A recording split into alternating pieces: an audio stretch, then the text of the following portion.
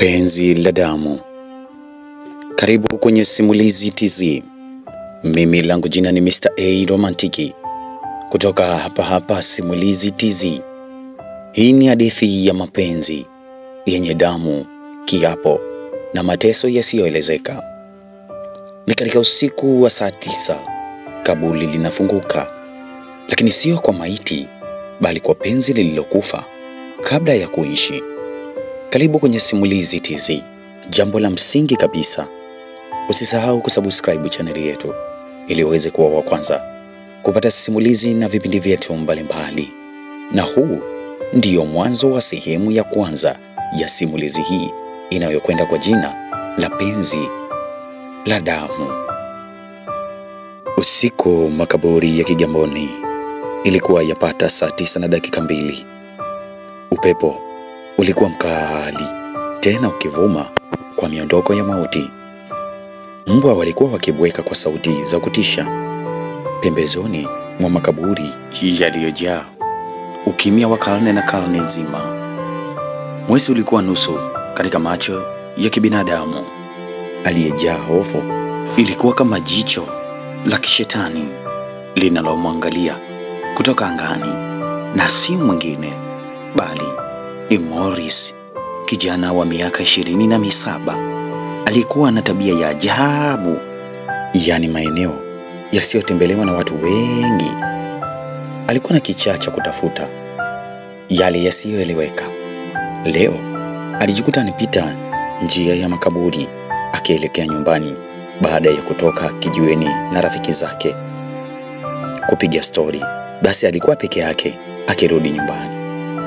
Alikuwa akipiga hatua ndefu kwa uoga wa kibinadamu aliyokuwa nao ndani yake, lakini akahisi kitu cha baridi kinampuliza shingoni mwake. Aligeuka na akakuta hakuna mtu.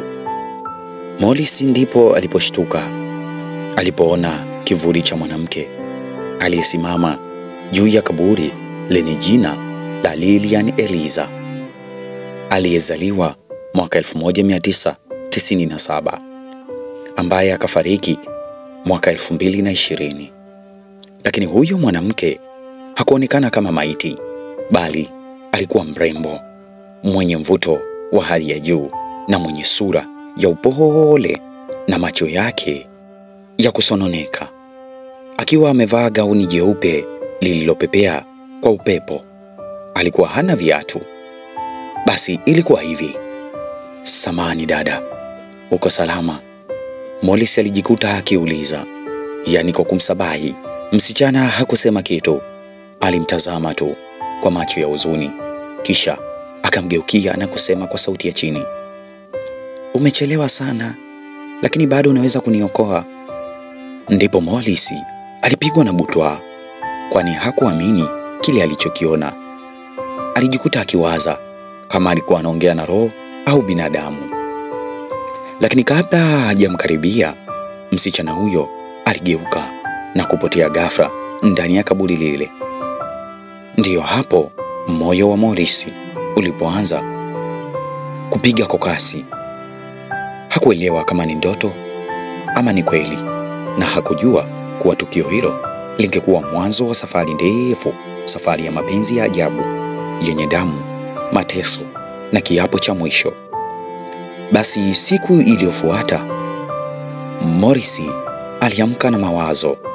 Tukio la usiku halikumtoka kichwani mwake. Kazi ofisini haikuingia kichwani mwake. Akawa na hamu ya kurudi tena kaburini. Sasa alitoka saa ile ile ili aone kama msichana yule atarudi, na kweli saa 9 usiku akarudi pale pale, na msichana alikuwa pale pale. Safari hii alimsogelea tena kwa uoga, lakini na tamaa ya kujua zaidi. Ndipo msichana yule alisema, "Jina langu ni Lilian." Alizungumza, "Niliuawa na mtu niliyempenda, na moyo wangu haujawahi kupata haki." Ndipo Morris alipigwa na butwaa. Msichana yule alikuwa ni roho, lakini roho yenye hisia. Alianza kusikia mvuto wa ajabu, kana kwamba moyo wake unavutwa bila kupenda. Unahitaji nini kutoka kwangu? Morris aliuliza. Ndipo Lilian alitabasamu kwa uchungu. Naomba moyo wako Morris. Ukikubali kunipenda, nitakupa maisha ambayo huna mtu aliwahi kuyaishi. Lakini ukinisaliti, damu yako itakuwa ni deni la mapenzi yetu. Basi ndiyo mwanzo wa mkataba wa mauti wa mapenzi yaliyochanganyika na laana. Basi Morris alijikuta akizama kwa kasi ndani ya ulimwengu wa mapenzi na roho, huku kila aliyempenda akianza kufa mmoja baada ya mwingine. Basi saa 9 usiku ulikuwa ni usiku wa pili. Ule upepo mkali ulirudi. Makaburi ya Kigamboni yalikaa kimya, tena kimya cha kutisha, kama yalikuwa yakisubiri kitu au mtu. Basi Morris alirudi tena. Safari hii alirudi kwa hiari yake, sio kwa bahati mbaya kama awali, bali moyoni mwake alikuwa na mchanganyiko wa hofu, hamu na mvuto wa ajabu ambao hakuelewa umetokana na nini. Basi Morris alisimama mbele ya kaburi lile la Lilian, kaburi lile ambalo lilifunguka jana usiku. Taa ya tochi aliyokuwa nayo ikaanza kufifia ghafla, kisha ikazimika kabisa. Niliwahi kukwambia, sauti laini ya kike ilisikika nyuma yake. Ungechelewa, lakini bado ungeweza kuniokoa. Basi Morris alipogeuka, alimkuta Lilian amesimama. Sura ni ile ile ya huzuni, lakini macho yake yalikuwa tofauti. Kulikuwa na kitu kingine humo, macho ya mtu aliyeshuhudia maumivu ya milele. Lilian alianza kusimulia. Nilipokuwa hai, nilimpenda mwanaume mmoja, tena kwa moyo wangu wote. Nilimpa kila kitu, mwili wangu, imani yangu, hata siri yangu ya kiapo cha ukoo. Lakini alinifanyia usaliti wa kutisha. Akanitoa kafara kwa ajili ya utajiri. Morris aliduaa. Kafara? Utajiri? Hii haikuwa hadithi ya kawaida kwake.